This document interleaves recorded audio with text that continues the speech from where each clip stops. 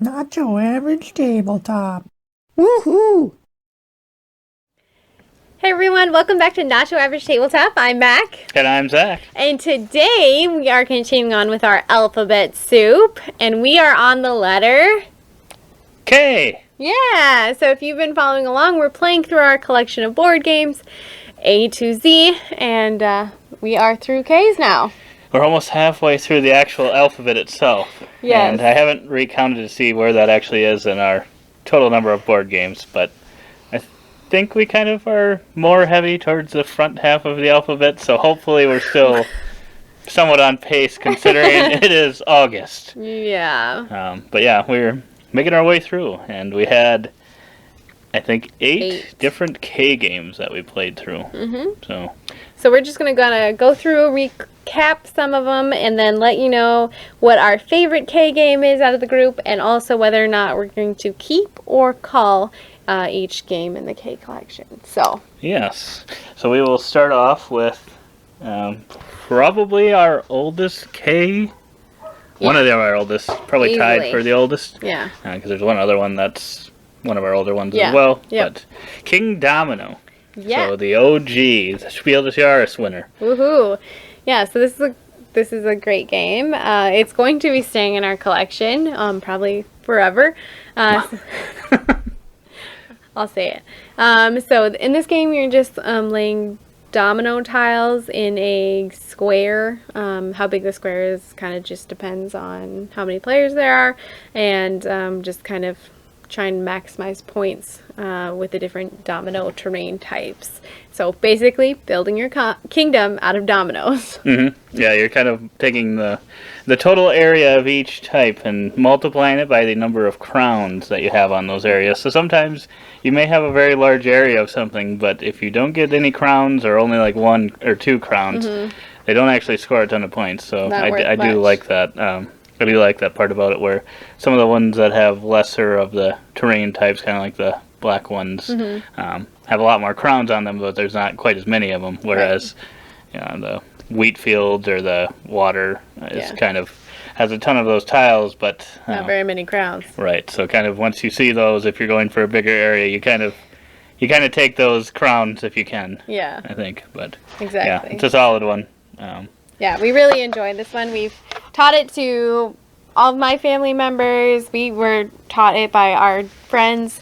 And I think there's probably like 3 or 4 copies now in our little circle. So. And that's probably pretty close to my favorite K game. Yeah. Otherwise, it's either 1 or 2 for me, I think. Yeah, that gets us into Kana Gawa. And I think this was the first time we actually played it at 3 players. I think, because usually I think I've only played it 2 players, and it wasn't. I think we had played it one other time before. Yeah, this was my second time playing it. Yeah, so it wasn't brand new to either of us, but it had been a while since we had played it. It's an interesting kind of sort of set collection type game, where you're kind of making a picture of, or drawing, what would you call it? Kind of a panoramic thing of just different types of set collection that you're trying to get. Houses, to score animals, points. peoples. Yeah, and you kind of draft the cards as well, which I really like how it all comes together. It's pretty simple, and it's a quicker game as well, which is always nice. But yeah, going back to it, it's another solid one that I think will be staying in the collection. Oh, did we not have keep on there? No. You didn't know? In live, we're doing this live. Some of them don't have keep or cull. So. You didn't think it would be a keep? I really wasn't sure. I mean, I've only played it once, and like I never see you and Jesse take it off the shelf to play it. So it's kind of like. I don't think it was here for a while. Oh, okay. I was like, well, it's good, but I guess no one ever plays it, so I don't know if there's really a driving force behind keeping it, because I don't know, no one ever chooses to take it off, so. Yeah, I think it's mostly because if I'm going to play it, I think it's probably one of the few that are, well, not few, there's a decent amount of them, but one of them that's better at a higher player count, Okay. I think. But yeah, it's a Bruno Catala game, so I don't think we'll be getting rid of it. Even if we got rid of it, I think Jesse would be keeping it. All right, noted. It's really pretty, though. It's got to be one of our prettiest games. Then we get to Kashgar. Yeah. And this is one that Kashgar Merchants of the Silk Road. Ooh. And this was one that I actually knew nothing about, and Jesse got it for me for, I don't know if it was Christmas or Yeah. birthday or something. But yeah, I was like, I've never even heard of this game. And at first, just because I think the letters are a little strange as to how they're made. I at first read it as like cashmere, I think. And I was like, Well, the I wonder what this is the gonna be. A's really do look like M's, and so if you're only reading the first and the last letter and like filling in between, then it could definitely look like cashmere. But yeah, it's this was actually your first time playing it. Yeah. And I guess, what did you think of it? I liked it a lot. It is. I don't even know. It's a race game. Yeah, but it's with cards. It's like a set collection, best hand type of machine or Engine building type of. a little, yeah. Yeah. I could see that because you've got like 3 stacks of cards out on the table that you take actions from, and then kind of as you take the action of the top card in a stack, they're kind of laid out on the table. They're not huge stacks; they're just usually a couple cards, but then you put that one to the back, and then are able to do the front action. So kind of getting a good engine going, and one of those is kind of how you end up possibly buying cards, which is kind of the whole thing in the game, where the first one to 25 points wins the game. Yeah. So yeah, I would say it's engine building. It's kind of definitely a unique little way of getting triggering those actions. I really like how it works that way. He certainly does. He won in a good sweep. Yeah, I think I like this one better the second time that we played it than the original time that I played it with Jesse. And I don't know if it was maybe because it was with more players, so a little bit more is happening. Yeah. Whereas there, I think Deck I don't remember. Moved a little bit more. Yeah, I don't remember who ended up winning, but I felt like you knew who was going to win before. And that could happen here. I think I was ahead for most of the game, so you probably had an idea that was. But I ended up getting a really good combo. Yeah. Which is cool that can happen. But and I think in any engine building type style game, it just always takes a little bit to figure out what is efficient or how you need to, what the end of the engine needs to be. So yeah, and I had actually thought too, because of the past experience, one play, I was like, this one could definitely be on the chopping block. Before we had played it again, but I think I liked it enough, and it sounded like you liked it, so I wouldn't mind playing it a little bit more. It's kind of, with board games that are new to me, I either like it or I don't. And if I like it, it only gets better. If I don't like it, it might take a couple more plays for me to like it. But typically, if I like something off the bat, then I want to come back to it. So, yeah, I could see this one being a... And it's kind of similar to hand management in a way, so maybe, and it's something that you tend to like, so... Exactly. Yeah, we'll have to try it some more and see kind of how that plays out, but... Yeah, that's one that I don't hear talked about that much, because, I was surprised that when he had gotten it, I had never heard of the game before, and I still don't know that I don't even know once I've gotten it. I don't know that I've heard anyone talk about it, so... I can't even... Oh, it's by Grail Games. Yeah, so... Grail Games. Yes. Oh, boy. We've got another one in the Kingdomino series. Kingdomino Origins. Yes. Which is very similar, has a lot of the same mechanisms as Kingdomino, the original game. And I think Queen Domino kind of has similar things too, if you played that. But yeah, this is another Bruno Catala. So we've had 3 Bruno Catala games so far. King of the K's. King of the K's. But yeah, this one was one that we got quite recently, this year. So it was this year new to both of us. And yeah, I had thought it looked interesting when I first had seen it prior to getting it, but I just didn't know if we needed another Kingdomino in the collection. But I do actually really like what this one adds. With the volcano.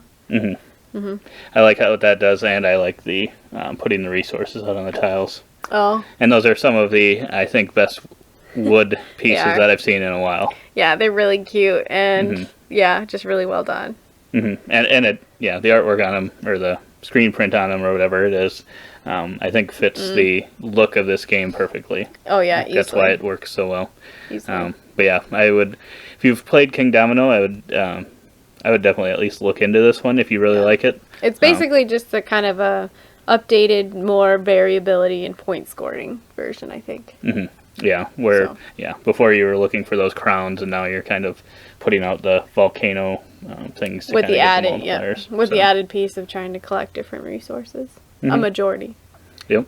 So yeah, it's good. That one's gonna be staying in the collection, just like Kingdomino. Gotta keep it around and keep it, or get it to the table so we can keep playing it. Oh, for a second, it said 2 to 4 players. I thought it said 2 to 7. I'm like, what? How is it play 2 to 7? Not many games that play 2 to 7. Can't even get this one out. This is our other oldie. That's true. Kingdomino. I forgot about that. I think we got them around the same time. Yeah, that's what I was Because we learned them the same weekend. Yes. From the same people that got us same Kingdomino Origins. You know who you are. Thank you so much.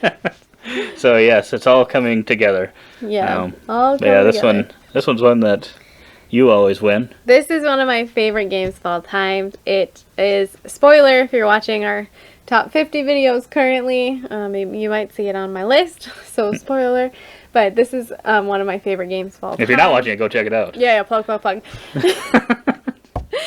it's one of my favorite games of all time. It's also a race game, but basically in front of you, you have a grid, and on the grid you have corresponding adventure with a corresponding temple color, and you're trying to get that adventure to that temple, and someone is randomly drawing out tiles, and the tiles have different roadways, so, you know, cross, left, right, straight, you know, all these ones, and so you're trying to make the most efficient path to get all of your adventurers to their corresponding temples, and on the way you can pick up gold and diamonds as you run through the jungle. So just kind of like a little race bingo path building game, and I just find it so fun. It's different than other stuff we have. It's a nice filler game, I think. It's so approachable. It's fun to bring to the table for like new gamers, I feel like, because I feel like it is just one that you can have fun with. It might be frustrating if you're not like spatially aware, but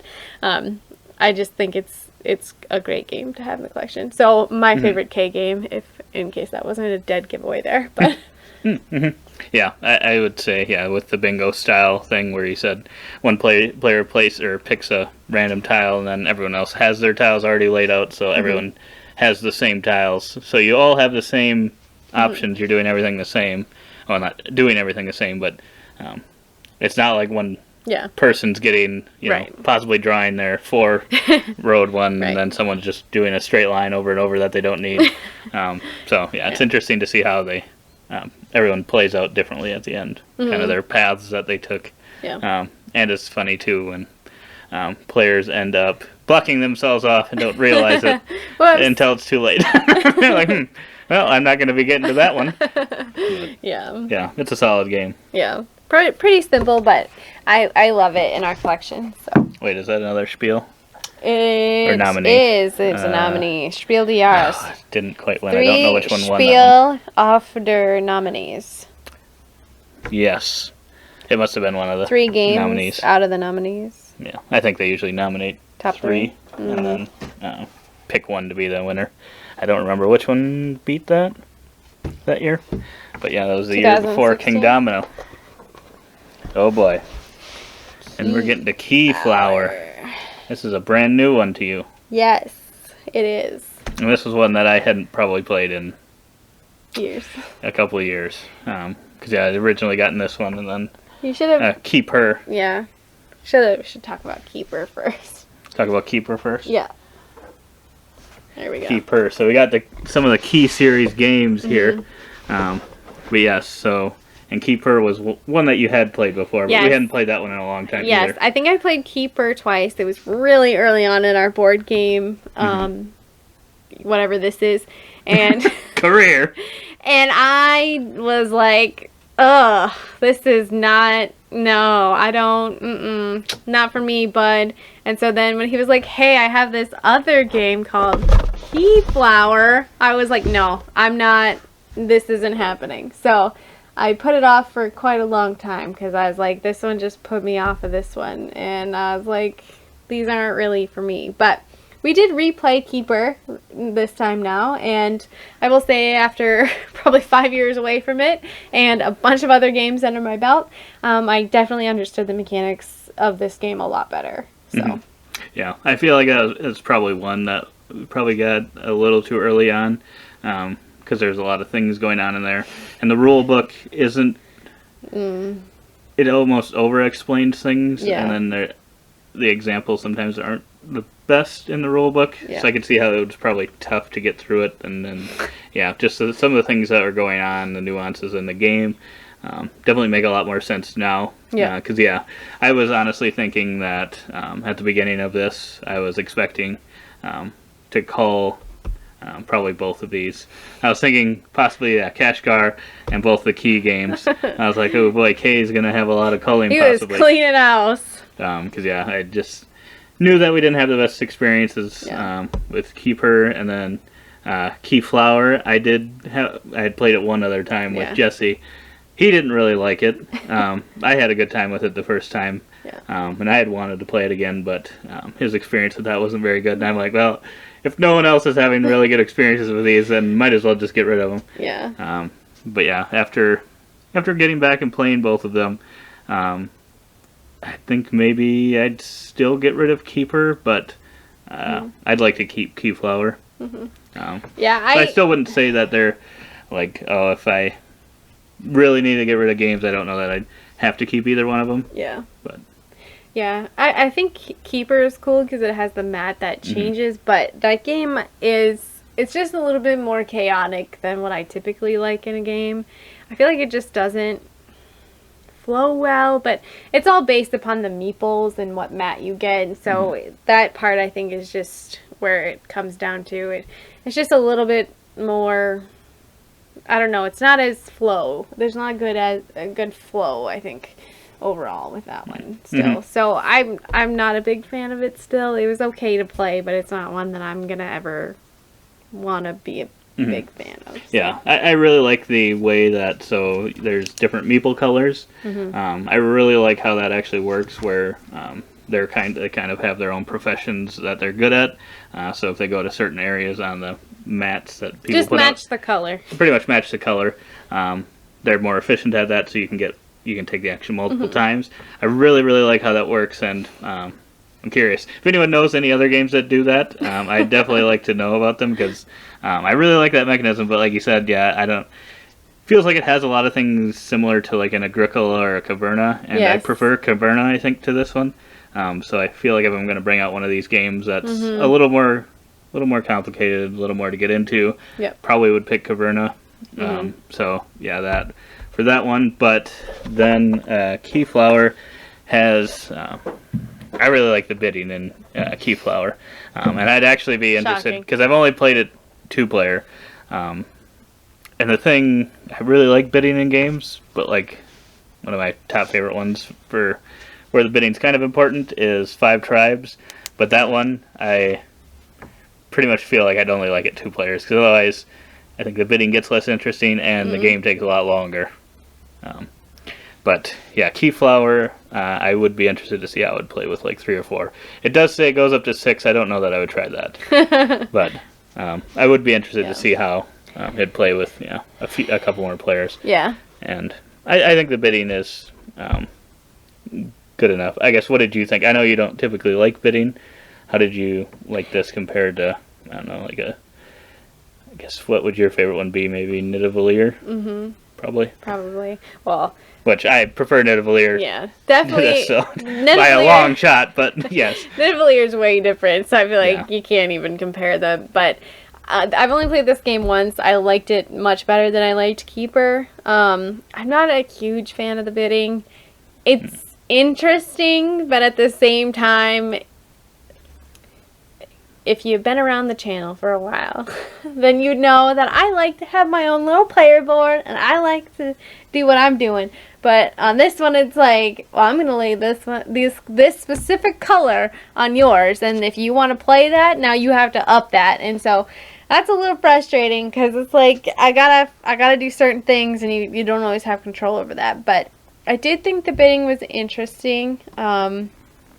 It is just it's a lot of people sometimes that you have to use on that, which really limits your ability to perform actions if you're doing the bidding. So you gotta balance it. You have to be very efficient in the game. I would agree with that. So, but it was good. Zach did play a couple of tiles wrong, so he came out with a win by 3 points. That's true. So, and after, of course, it was almost immediately after we did the game. I was like, now that I think about that, the way that action is written, I'm guessing you need to actually pay an additional meeple, and you did. That probably would have changed. No wonder you had 30 outcome, meeples at the end of the game. That's true. Yeah, but I like this one better. I'd be more open to bringing this one back out than Keyper. So I would agree that Keyper probably would be a Cull, and Keyflower would be a keep for now. Yeah, I would actually say that would be the one that's competing with Kingdomino for my favorite K game. Really? No. You liked it that much? Yeah, I think Kingdomino is a solid choice. But if I was going to play this game a lot more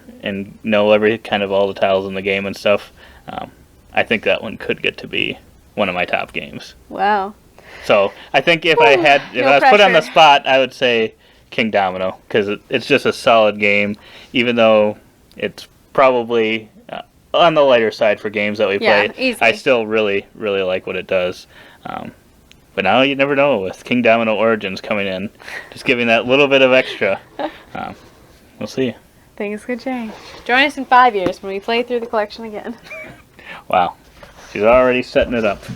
We've already got 5 years planned. 5 years of content. Ooh, we got a Yellow Expert game. Khora, Rise of an Empire. I did not play this one. I did not play this one. So we shouldn't have ended with one you hadn't played. Well, you pulling them out, so. Well, it was the biggest box. Oh, okay. So I'd kind of stacked them in each other. The box so looks cool. That's about the only input I could give you. I do like the look of the box. It's pretty fancy. But no, I played this one with Jesse, and it's been a little while since we played it. It was probably one of the first K games that we played, but this is new to me this year. 4th out of 8. Was it? Yeah. That's the order I have it written down. Well, anyway.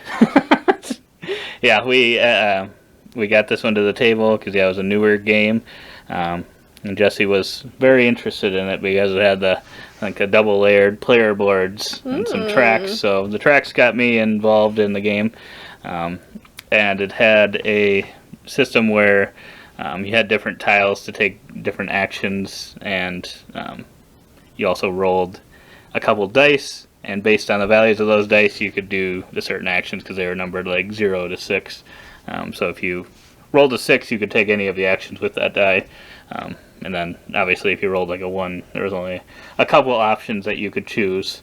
Sounds like Raja's. Without paying, because there's ways to adjust it or whatever, but you'd have to pay, I think it was like population or something.